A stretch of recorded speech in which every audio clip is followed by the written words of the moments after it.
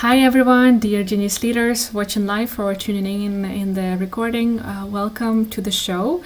Today I'm again joined by a guest for the series of our stories of voices of Ukraine living and leading in the wartime.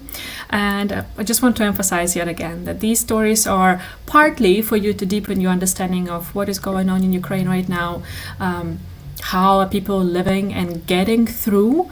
But partly it's also for you as a leader, where in whichever situation, whichever context you are in your life and work, to learn something from these crisis situations that Ukrainians are going through, because there are a lot of valuable lessons there that you can learn and apply in your life, even if you don't have the crisis situations like war in your home country.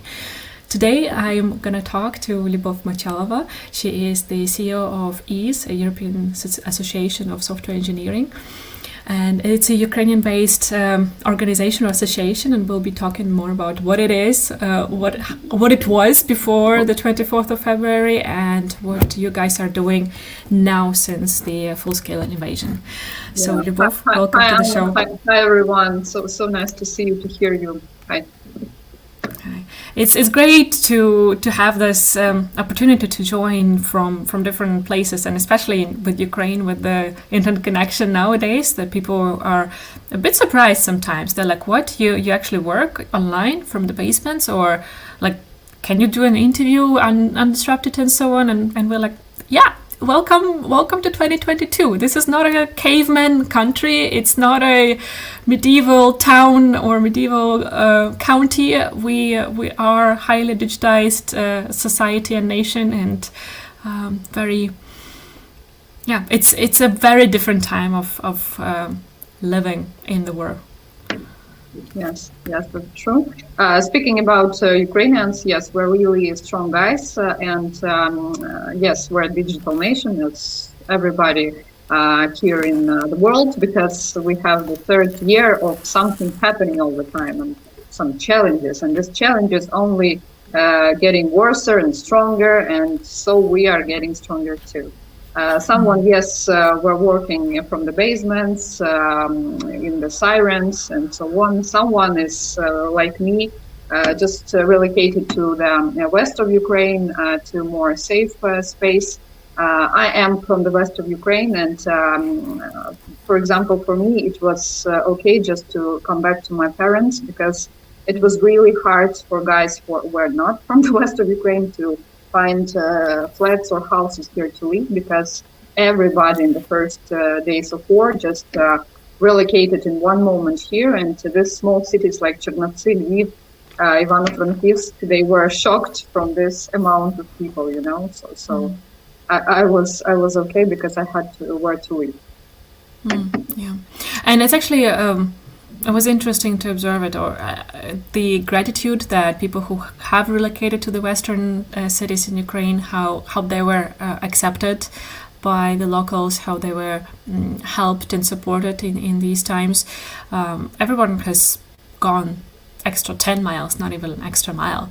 And of course, that's within Ukraine, but also the neighboring countries like Poland, who have accepted millions of Ukrainian refugees. And everyone whom, like someone would know in Poland, everyone was accepting or volunteering on the borders, driving people between the border and the hosts and whatever.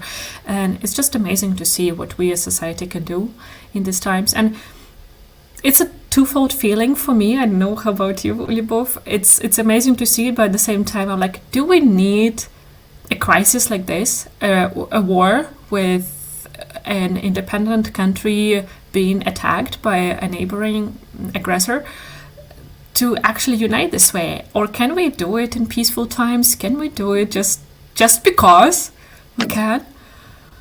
How is your reflection on that? Have you ever thought about that in the past 3 months?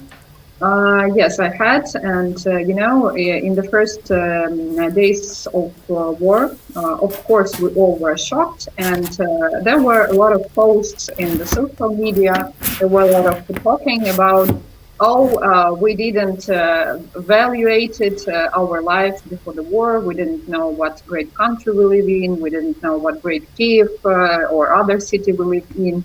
oh, I had such a great life. Oh, I was so happy. I didn't appreciate it enough.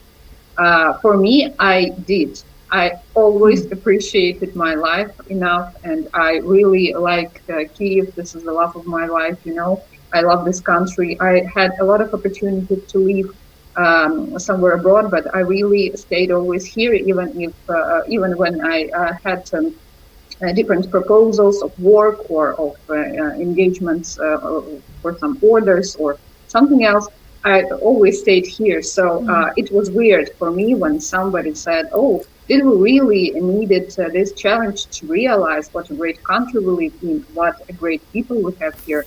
I always realized this. So I'm totally sure that we didn't needed this challenge. Moreover, for me, I don't understand how living in intelligence society in 2022 we have this shocking situation, this war, this invasion of other country, independent country. I don't understand how it can happen. It's not for me. I don't agree with the guys who say, "Oh, why world don't help us so much? They have to give us armor. They have to give us money. They don't have to give us anything. Actually, it's very good that they help. It's really big appreciation to the world that they really want to get it all to peace and so on. But I think that every country has its own responsibility and has its own must have its own plan what to do. So, of course, some countries are bigger, some are smaller. We have now the situation that very different sized countries are in the war. Yes. So it's very big appreciation to the world that helps us.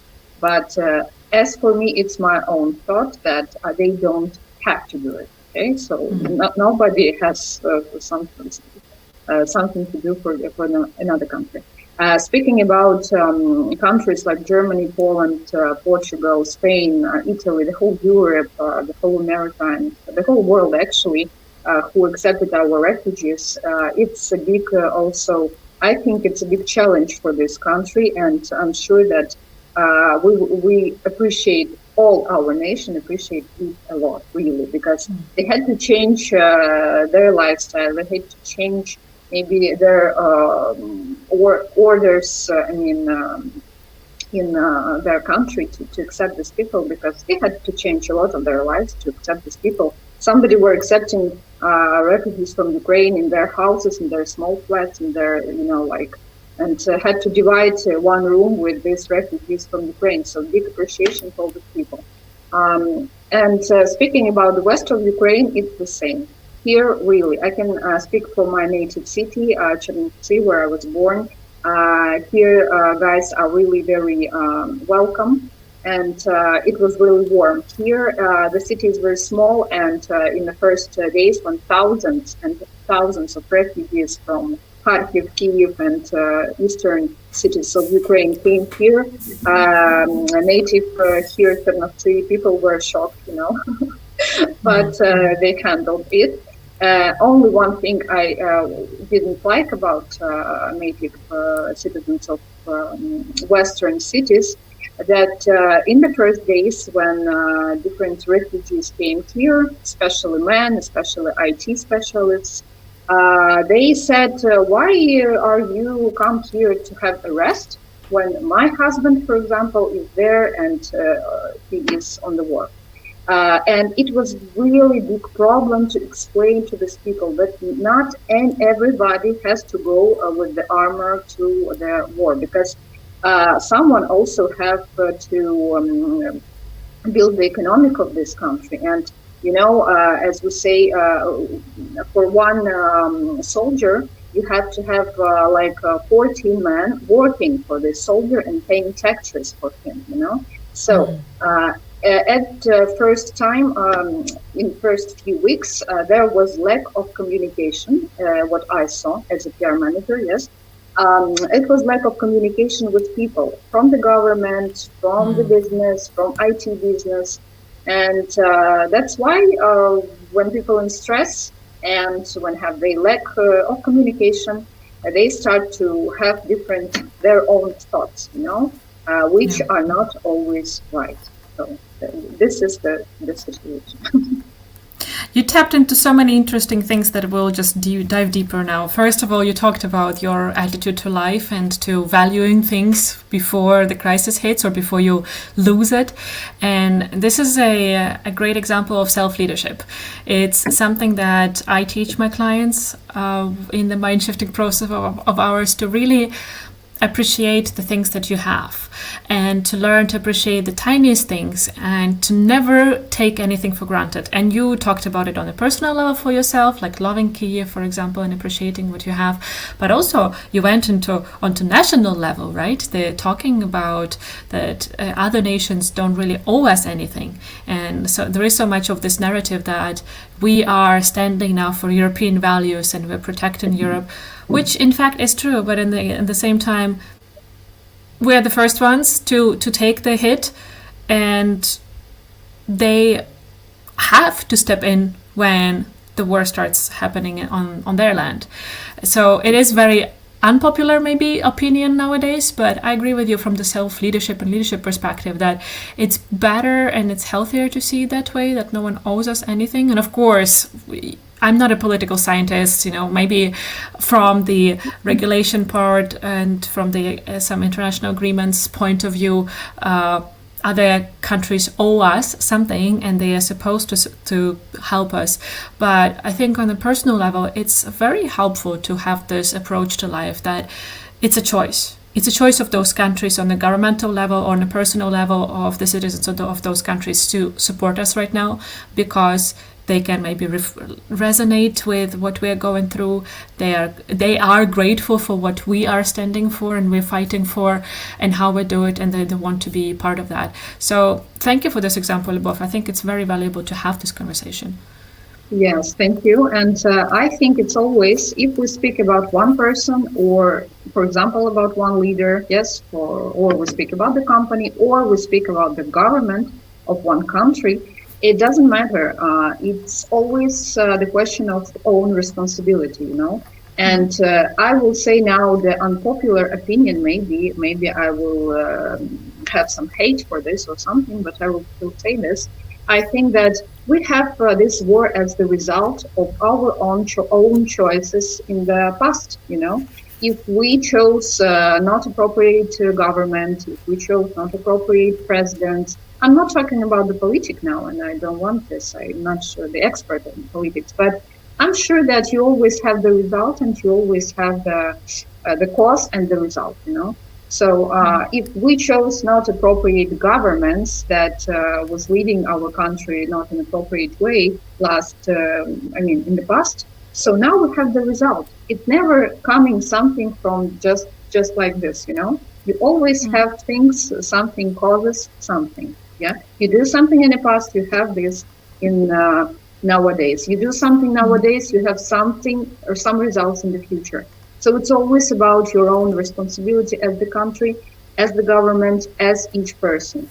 So that's my opinion. Yeah, I agree with you that it's an unpopular one, but I think it's very important to show it. And I'm grateful that you're voicing them. And this is part of why I do this podcast. I want to bring different opinions, and as long as we are respectfully listening to each other and trying to understand.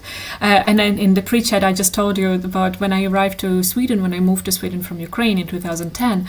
I stayed with a friend of a friend who hosted me until I found a student accommodation. And we were walking in the city, and I saw a girl with a summer dress with Converse shoes, and I was like, "Ew, like summer dress with a Converse shoes? Like what the hell?" And he was like, "Anna, take the blinds off." And that's those blinds he meant that the horses have, the race horses have to focus on the track. Yeah. And that phrase, it hurt in that moment, but I've used it so much since then. Whenever I would judge someone or something, whenever I would not understand something, I would be like, okay, the blinds, Anna, take them off. What does it mean? Where would it make sense? How would it make sense? Where can it come from? Where is the value in this? And that's what I want to keep bringing to this show. There's some opinions that if you're listening to this and you're like, what the hell is she talking about? Think about it. in which reality can this make sense? Try it, really try it.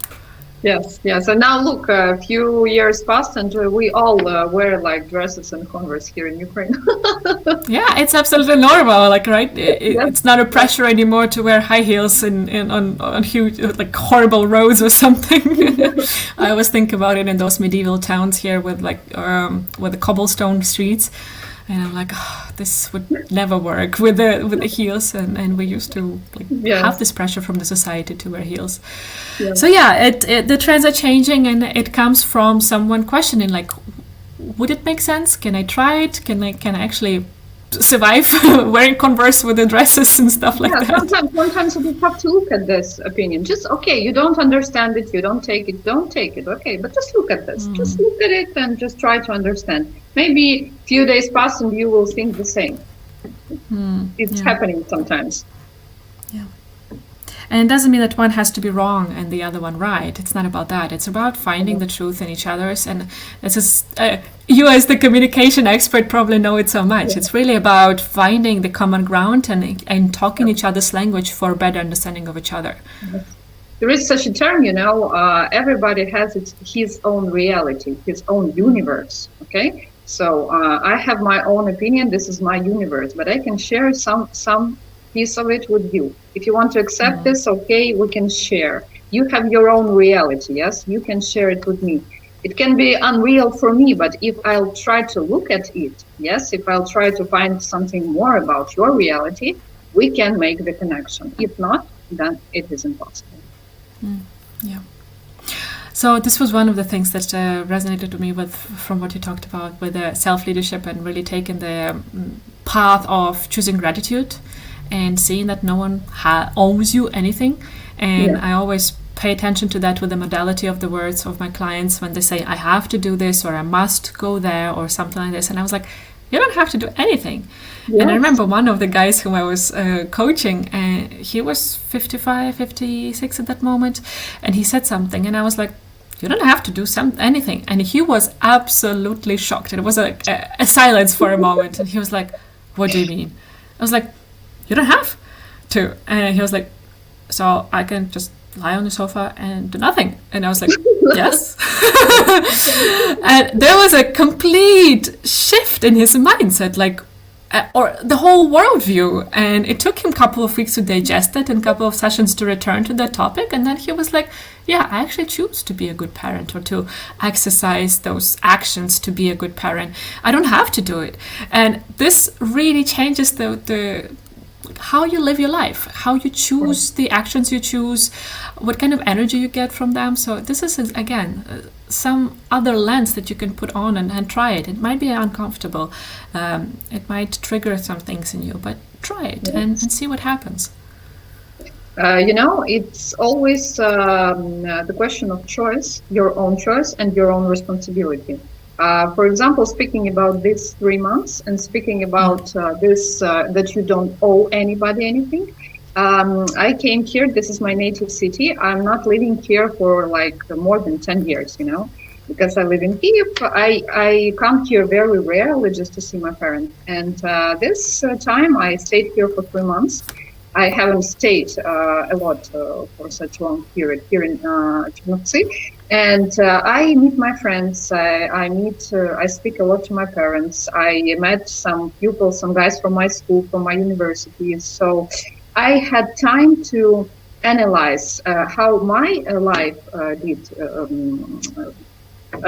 what life involved, yes. So what life do I have, and how did they build their life? Guys from my school, from my university, and so on. And I see that nothing changed in their lives, I don't want to hurt someone for now. Everybody has his own choice, what life to have, what to do, what husband to choose, what work to have, and so on. But I was always choosing what is prosperous for me, what is involving me.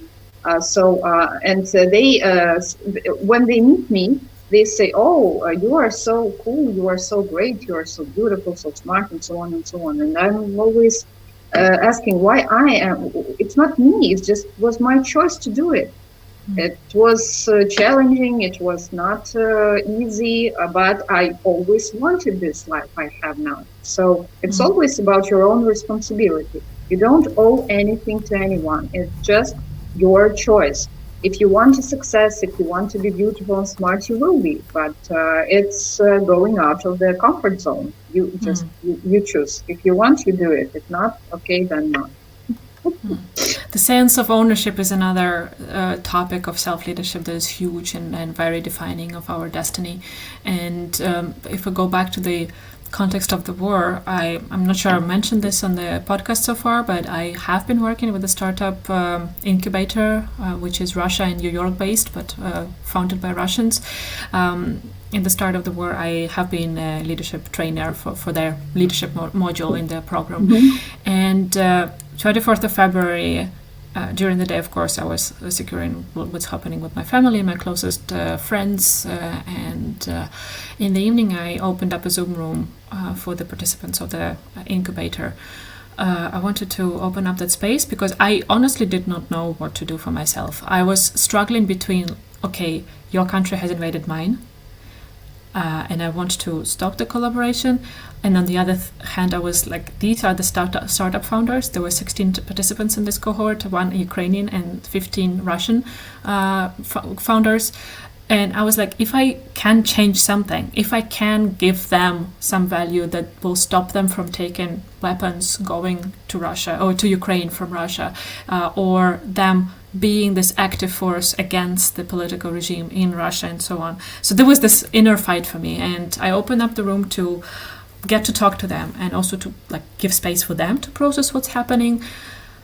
And one of the things I took for myself from that conversation was this difference between Ukrainians and Russians in the sense of ownership.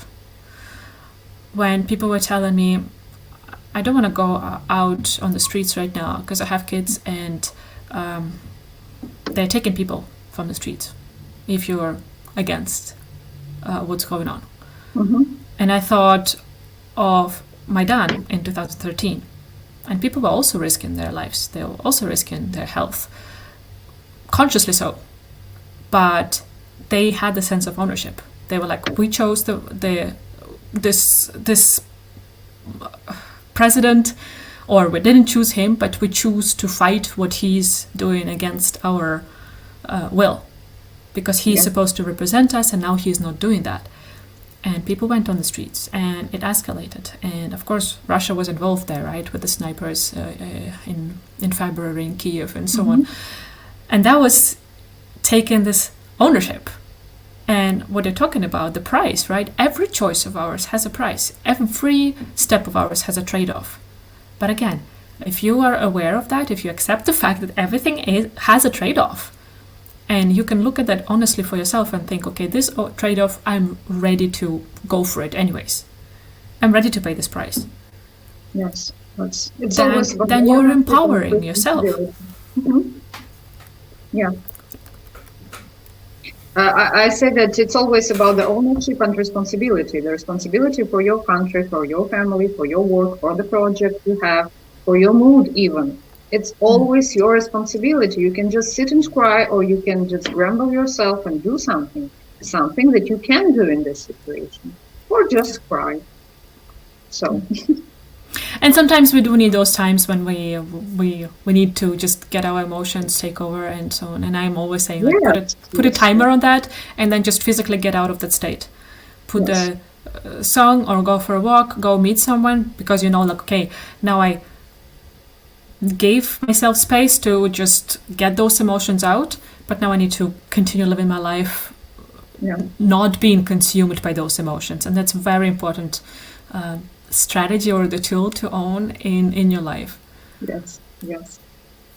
Speaking just about leadership, the leader always, he has emotions, he is a human being and so on, but this is the person, the top manager, the leader, of the founder of any company or country.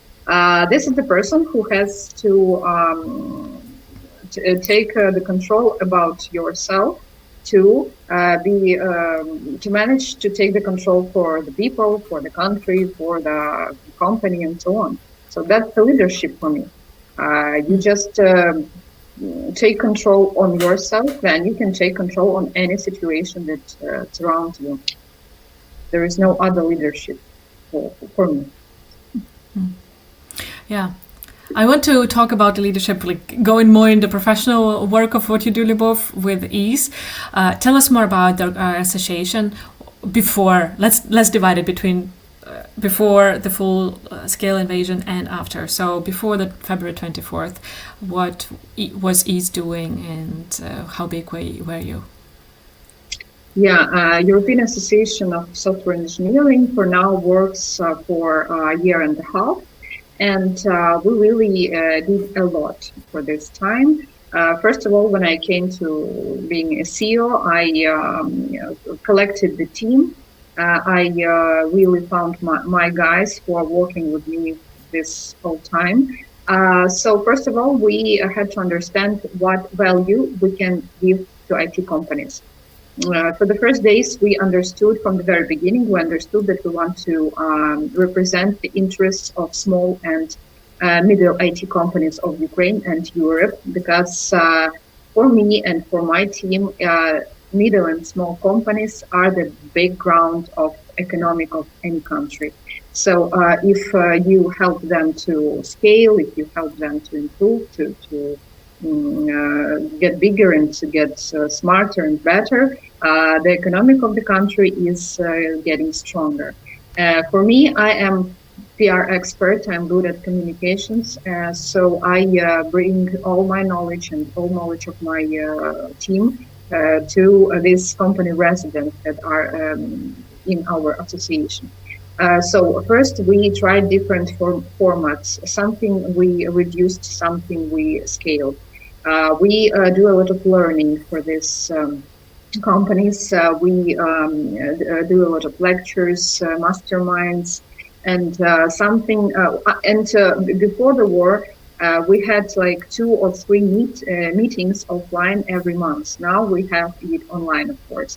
Also, we have a lot of PR for these startups, for these IT companies, because I saw that in Ukraine, I don't know about the other countries, but in Ukraine, IT companies don't really appreciate PR. They don't know how to work with it. They don't know the instruments of PR. So I really see my own mission in engaging them in these processes and showing them how you can do a good PR and how it works for your clients, for your orders, for your scaling, and so on.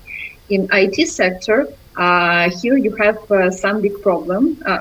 I think that problem number 1 before the war in IT companies, it was that they always have a lot of open vacancies, and it's always a struggle on the IT sector for the good programmers. But good programmers, they go to work in the company they know. So here we come up to good PR, to good PR of top managers and so on. So we do a lot of PR for our companies. We do the YouTube shows, the podcasts. We started to make a documental movie before the war, the movie about the historical the background of IT in Ukraine, I mean the general, yes, and the history of IT sector in Ukraine. And we really did the great interviews with the guys who started the IT in general in Ukraine like 30 years ago, and also the guys who are now founders of world-known startups. And we really have the great material, and now we will, I think, we will continue to work on this movie. It's just that we were planning the premiere of the movie on September, but now we will delay this premiere, but we will surely do it. It's our mission. So it's also PR, one of our, also the part of our mission, like an association, to show the whole world that IT brand of Ukraine is very strong.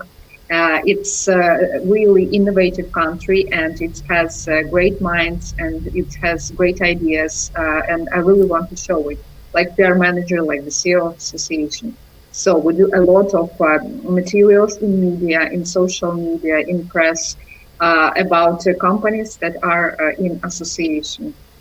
Also, we had our big party, IT Fuck Up Night.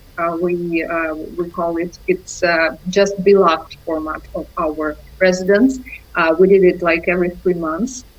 We gathered every time. We gathered like 3 founders of very big companies in IT, very famous companies, and they shared with our residents with their fuck-ups, and it's always interesting to listen because everybody shows his success, but not everybody wants to show his fuck-ups, and it's very interesting. So I'm sure that we will continue doing this. This was all before the war. When the war started, it took some time for me as the CEO to understand what value we can give now in new challenges, in new reality. So, but as a communicator, I always communicate. So we just went to our residents and asked, what help now do you need? And very quickly, we understand what product we can give here in wartime and what value we can give. So we started to help our IT teams with relocation to the west of Ukraine, with relocation to other countries. We were looking for flats and houses for them and everything that they need, their teams need for relocation. Then we helped with psychological help. We organized a lot of psychological consultancy for their teams. We helped with money exchange and financial questions and financial operations. Also, we're working with the Ministry of Digital Transformation here in Ukraine as association. So together with them, we organized the Starlink stations, and we gave the Starlink stations to the IT teams for them to have stable internet. They were relocated in mountains, in west of Ukraine, and so on, for them to continue working. Also, we continued to do a lot of lectures, and in a 2 months, we even was making few offline meetups in the west of Ukraine, also in Kyiv. Vladislav Savchenko, our president, is holding on these meetups. And even what I am very proud of, we managed to do first. We were first in IT sector in Ukraine who made offline big job fair and IT conference here in Chernivtsi. We had like 500 and even more guests, and of course it was very safe, and we did all with all norms that was required. But it was very interesting because people were coming up to me and to my team and said, "Oh my God, this is the first day for this 3 months when I hear and see something not about the war, but about something good, about IT, about business, about innovations and so on." And it was really like amazing, So, and now we continue to do all these things with the team. I interviewed Vladislav yesterday, and he mentioned that there were 4 companies of the residents that had to file bankruptcy or close since the full-scale invasion. Do I remember correctly? Yes, it was. It was some of IT companies, and it was some of IT academies that closed, and 4 or even 5. Because it's always the new numbers, because they sometimes close every day. And when I see the news and the more shops in our media that IT is has very good results, and it's the sector that always works and so on, blah blah blah. It's not like this. We also have a lot of problems, and if the government doesn't look for these problems and doesn't do something, we will have disaster results in the end of this year, because we have to forecast and think about the future. We can't. We have some good results like January and February, but it's the results from the last year, and now it's very difficult to make the new contracts with Europe and America because they say, oh, I cannot make the new contract because your programmers can die, your programmers can go to the war or something. So, of course, we have some risks because of the war. So we have to be aware of this, and our government, and the Ministry of Digital Transformation, have to be aware of this, and IT companies have to be aware of this. We cannot say that everything is perfect here, because it's not. Yeah, I think it's important to highlight it. I've seen quite some headlines about European companies being interested and willing to help Ukraine and actually looking actively to hire Ukrainian teams for their projects, and that's amazing. But what you're saying is it's not enough, and that's what I want to urge all Genius Leaders tuning in. If you have any deciding power in your companies or in your communities, bring it up. Bring our stories that Ukrainian companies are working, they are delivering according to the plans, sometimes with minor deliverables,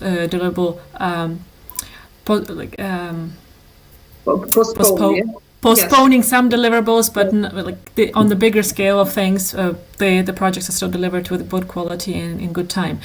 And this is your way. One of the ways that you can actually help Ukraine right now to survive is to continue bringing in the money, but it's not only about the money, right? It's not only about the economic stability of the country.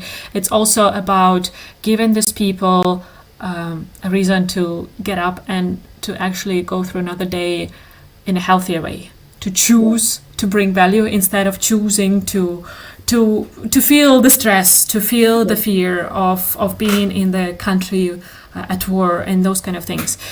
So whenever you can give a job to Ukrainian right now, you are helping on so many different levels, and you don't have to be a part of a big company with a CEO position or CX or whatever it is position to make this difference. I have all my team, my contractors are Ukrainians, and you can do it for your smaller projects, for your hobby projects, or for your small company if you're a solopreneur, by hiring subcontractors and freelancers through Upwork or whatever it is from Ukraine. My team has delivered over all expectations in this past 3 months. They have been working very stably, and you can see it with the podcasts. They if something goes late, it's because I have not delivered to them on time. They are just freaking fantastic on getting their work done with a good quality as usual and doing it on time. So yeah, over to you. Yeah. I just wanted to say that speaking about this, we even created the site, It's Work, to combine IT teams from Ukraine and projects and orders from Europe, America, from the whole world, So, and we have the mashup there, don't give us donations, give us work. And we were making the video, all my team was making the video with this mashup and with this claiming, and we say, hello world, we are working. The IT teams are ready to deliver. They are ready to do everything proper and in time. And there in this website is work. You can find IT teams. You can find IT programmers alone. You can see the CVs there and choose the guy you need or the team you need. And we say that it's the best help here with for Ukraine. We cannot, it's also our responsibility. We cannot always say the world, hey, give us some donations, because we're not poor or something, We can work, we can earn this money. We want to earn this money ourselves. So that's the mashup. Don't give us donation, give us work. And actually, we as association are all the time we're communicating with our partners from Europe, from America, from Mexico, from any country. We say this mashup, and they say, oh yeah, we like it very much. So they start to make contracts here with Ukrainians, and that's the thing I like the most. Yeah, it's very important right now, and I love the motto. And let's keep spreading it. I think it will be the name of today's podcast. Really, don't give us donations, give us work, because it's a very important message. So what I started talking about with the residents, with the number of residents who had to file for bankruptcy or disappeared since the full-scale invasion, how did that generally the war affected the number of residents, maybe the demographics of it or geographics of it? You're saying that it is the European Association, right? So yeah. I guess you not only have Ukrainian residents. Can you tell us about that? Yes, actually, the good trend that I see and that I like the most, that here in wartime, we have very big attention from the Europe, from the European countries, from the European funds, from European IT companies. I don't know why they started to Google, like associations from Ukraine or European association, and they found us. They started to write letters, to ring the phones, to say hello, we want to enter your association. So now we have geographic from Poland, from Germany, from Litva, Latvia. It's not like one day contract. I mean, it takes time to communicate with them, to explain what value they can get here and so on. But we're doing this, and this what makes me really happy, because I see that everything that my team and I did for last year and a half, it's everything brings its results now.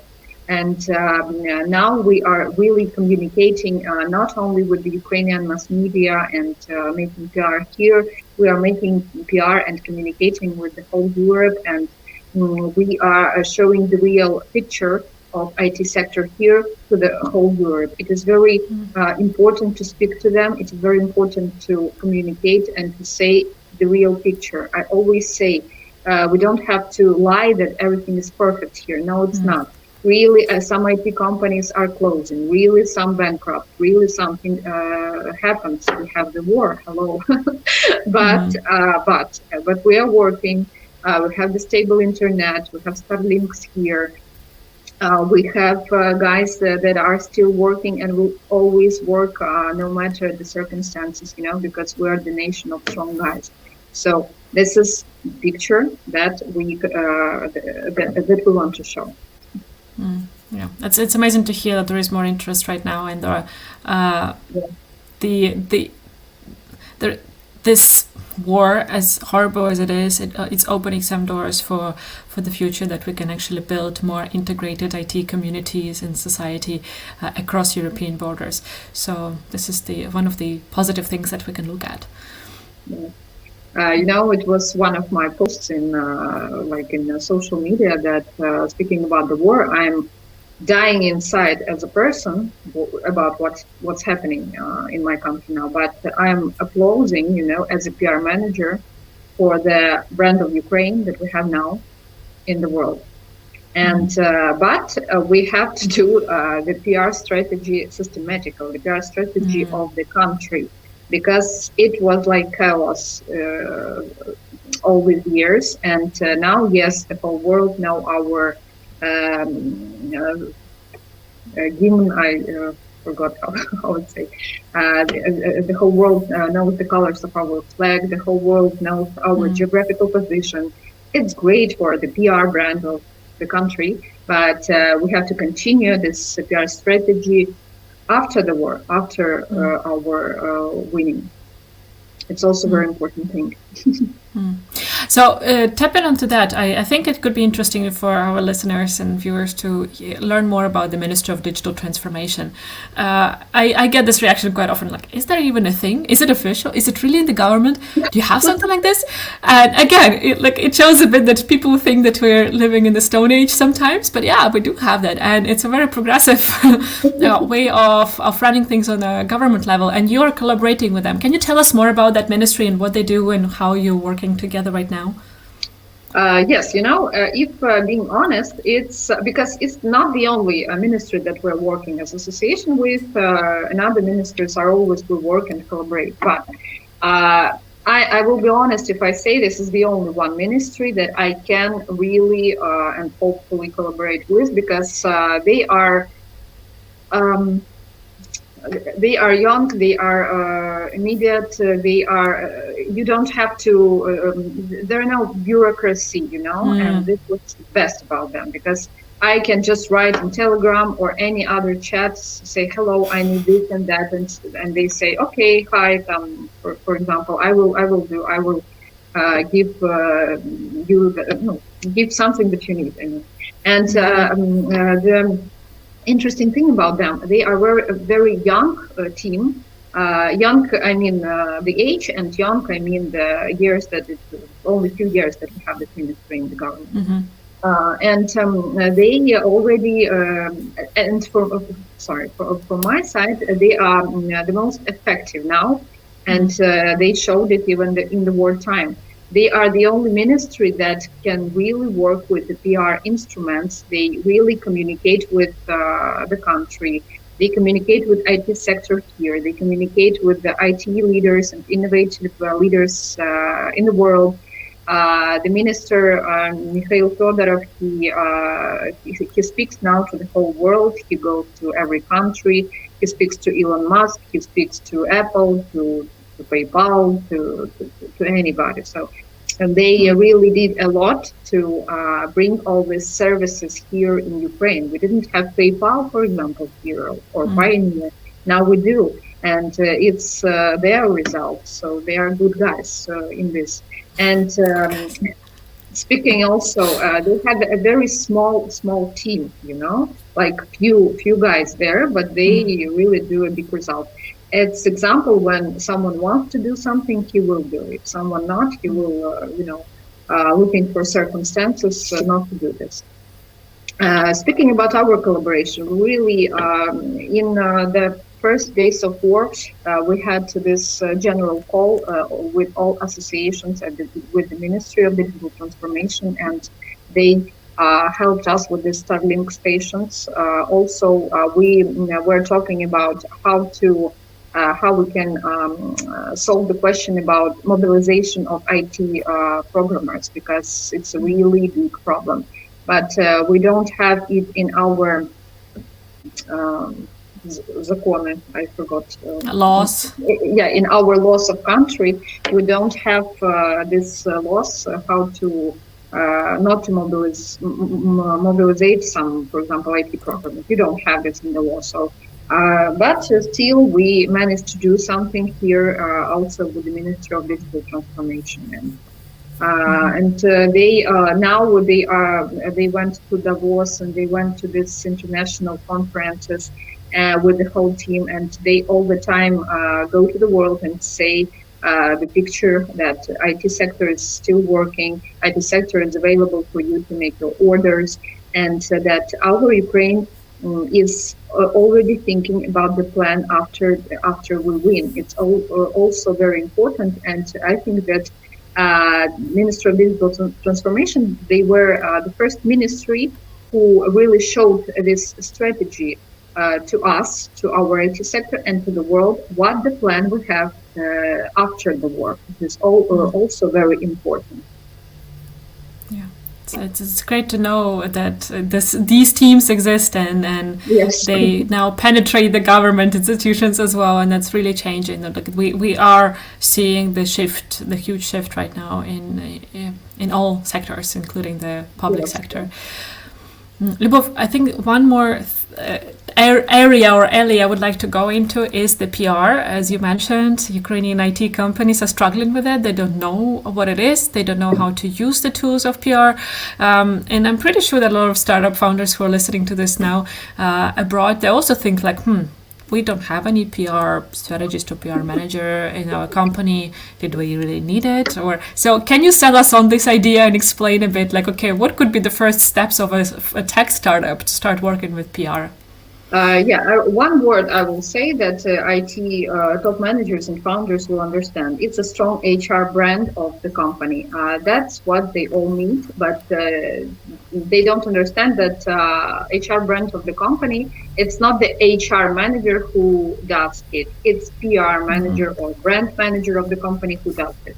Also, we live now, a very important thing I want everybody to hear, and now we live in era of personal brands. So if you want to make your company famous, you have to make your founder or your CEO or your top manager famous. Because at the moment people buy something from people, not from company.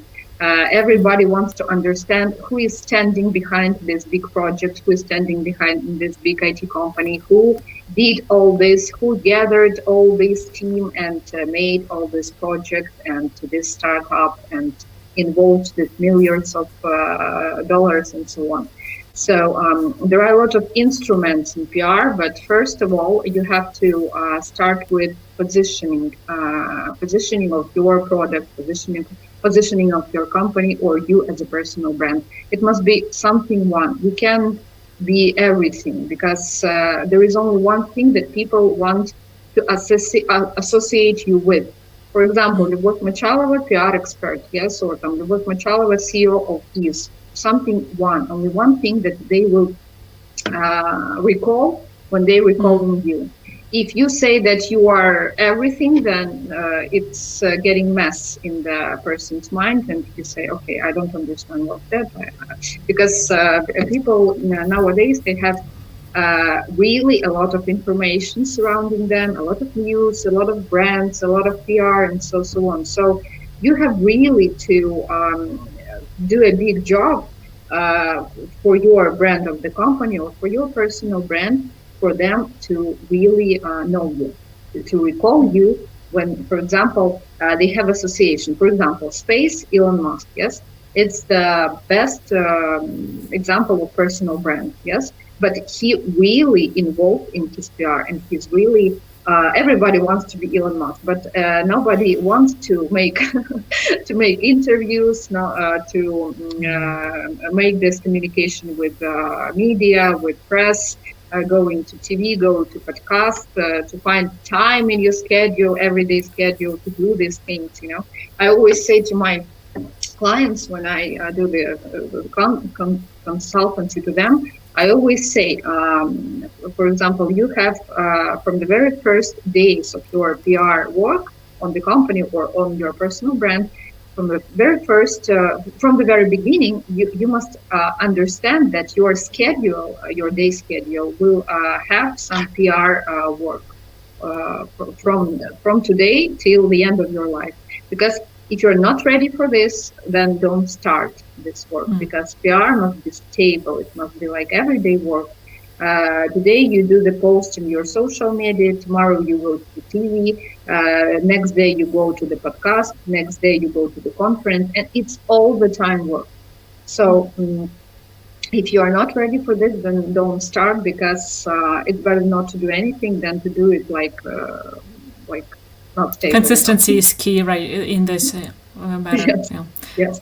And I have seen examples of the companies in Britain, for example, where the founder stepped down from the CEO role because that is too draining for them, or things like leading a team is too much for them. And especially if you talk about the tech industry, quite a lot of these guys, they are very introverted, and I'm saying guys, because that's the typical CEO or founder of a tech company, right? But it can be a girl as well. But a lot of those people are introverted. Their zone of genius is in sitting in the dark corner and coding and not being touched by other people for days in a row. And it really exhausts. And that's the thing. I think it's very important that you actually set this expectation. Like, this has to be part of your job. You need to accept it. And if not, maybe the CEO role is not the best for you, or you have to have a very strong team that actually are the face of the company and are the brand of the company. And like, I know some companies as well where they have several CEO positions, actually 2 or 3, and they each have their specialization. So one is more working with the people, so internally, one is working more on strategic level, but they all have the CEO role. So there are different ways of doing it, and I just want to emphasize it so that people understand that it's not one way and that's it. You need to find your way. You need to explore what is there historically, what other companies have done. And if you don't feel comfortable with that, try to get trainings from people like Liubov, for example, with PR strategies and tools, and find your way. And if that's absolutely not acceptable for you either, there are other ways of organizing your company and finding your role within it so that you actually can continue doing what you're best at, but still helping your company to succeed. Yes, you're absolutely right. Every company, I always say, it doesn't always have to be like founder or CEO or a specific guy or a specific position. No, it can be anybody. It can be HR director, PR director, marketing director, any guy. I always say in your team, in every company, you have to decide who will be the communication person in your team. Find this person, find this guy or a girl who likes this, likes speaking to people, like going out, broadcasting the position of the company, and use this person for your HR brand. Because I don't know how you can nowadays today, how can you make the company famous if you don't show the team? Everybody wants now to understand who is working in this team. Even if you make the pitch deck, you're pitching your startup to the investors, you always show the slide with the team now. If you don't show the guys who work in the startup, nobody will give you money because they don't understand whom they will give their money. That's a very important idea. And even more so, I'll interrupt you here for a moment. Yeah. More and more investors are actually saying we invest in team first, idea second. So they first look at who is working on that. Do we believe that these guys will pull through whatever they want? And then, like, okay, we believe in that. What do they want to pull through? And that's actually also very important to show up in your pitch. Like we say, idea costs $1, and to perform the idea costs $100, something like this. So if you don't have the team, you will not perform any idea in your project. And speaking about the PR, everybody wants these benefits. Everybody wants to hire good, qualified people like this. Everybody wants to be famous. Everybody wants good clients coming with the money without any problems and buying your product. But nobody wants to make the outcoming flow, like I say, like PR.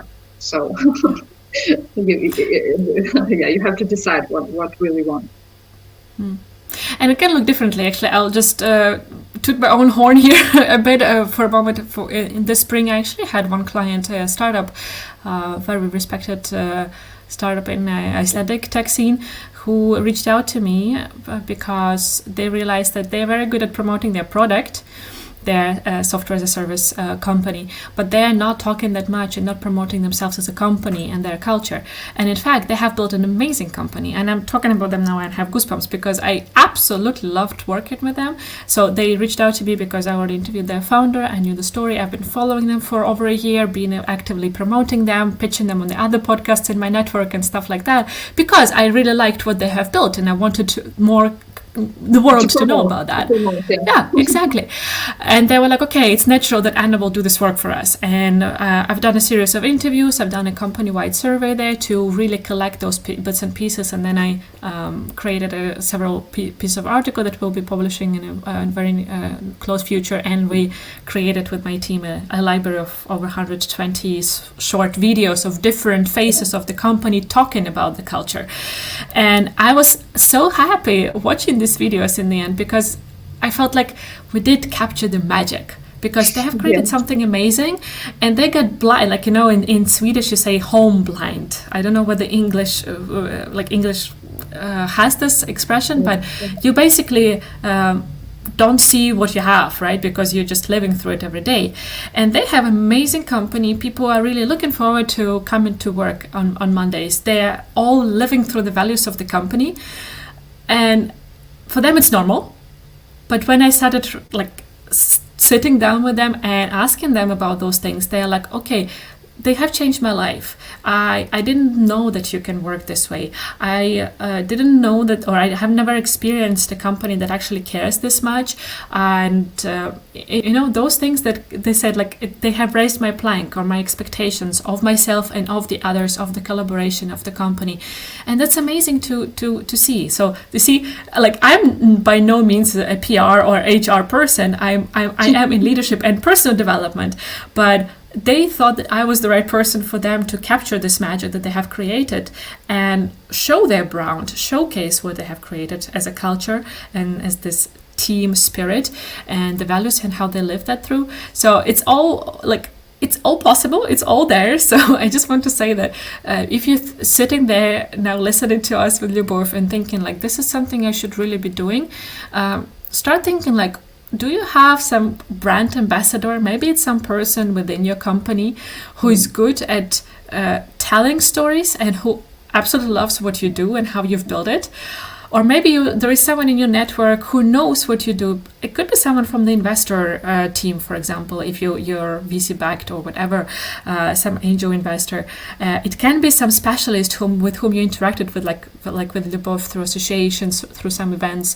Think about who could be this person who knows enough or who asks the right kind of questions, who can help you pull out those things that are your company magic that you have created and can actually help weave it in a story that can promote you in the world. You're absolutely right. I always say that the best PR manager is the person who loves this company. You really have to love it, because you broadcasting this love to the whole world, and or love this personal brand, love this person, understand his mission, his values, and share it, and so on. This is what you did. You are a PR manager. A good one. Thanks. Yeah, good to know that I have a backup career there. Yeah. All right, Liubov. We touched a lot of topics, and I think it's very valuable for our listeners to cover them. I want to wrap up with the question of what do you want our listeners to take with them about Ukraine, about particularly Ukrainian IT sector or the war that is going on? Maybe some action, maybe something that they should remember from this conversation that you really want them to maybe keep spreading the word about or taking action on. I will say, for example, about a little about my these 3 months. I really used these 3 months to make a lot of things for myself. I started to think what I always wanted to do, but never had time for this. Yes, and I really created my PR course during this 3 months. I never had time for this, and I was always thinking about it. Now I really created this. I saved my project, I saved my team, and we even started to give more value to the residents in our association, even more than we had before the war. So my motto is, in any situation, you can get useful things and you can get some benefits. Maybe it sounds crazy, but I really have in my life some benefits from these 3 months, because I created these benefits by myself. It was my decision. It was my responsibility not to sit and cry, not to disappoint my family or disappoint my team. I had no choice. I had to be a leader, and especially in the wartime. So I had very few time to get in control, and then to get in control the whole team and the whole project. So this is my wish to everybody who see us, that yes, here in Ukraine, in IT sector, in any other sector, we are really strong, we're really brave, and we can do a lot of things in any situation. And I want you just to hear this, that in any situation, in any circumstances that you are, you always can be a winner. You always can find some benefits. And it's amazing, you know, when, for example, what can worse or what can more be dreadful than the war? Nothing, yes? But at the end of these 3 months, when I look back, I look like, oh my God, how many things we did, how many great things we did. So this is my message. In any circumstances, be a leader, be a winner, and it is always possible. Thank you so much, Liubov. I think it's a very important message, and it's really not about choosing to have war to find these benefits. It's more about taking control and ownership, what we've touched on several levels in this conversation in several moments. It's really about taking ownership of your life and not being defined by your circumstances, but actually choosing and how to react and thus how to build your life and how to create influence and purpose with your life and your time on this planet. Thank you so much for this beautiful conversation, Liubov. I really appreciate your time and your sharing so openly, and I wish all the best to you in the East and all the residents of you, and I hope to see a bigger growth of it and great collaborations coming out of the association's work. Thank you very much. I wanted to say that you're doing the great job, and it was you that found us and asked for the interview. It's very appreciable, and you're doing the great thing, because we can be heard and we can be seen in Iceland, in Sweden, in other countries, and all your networkers can see and hear our mottos and our messages. It is very important. Thank you very much, and take care. Yeah, thank you so much. As we discussed, everyone does what they can, right? And we all have our role in this war. And this platform that I've been building for over a year, I'm more than happy to use it to bring Ukrainian voices here and get the world to hear it through the podcast. Thank you everyone for listening and watching. You know how much I appreciate you, every Genius Leader, and talk to you next week.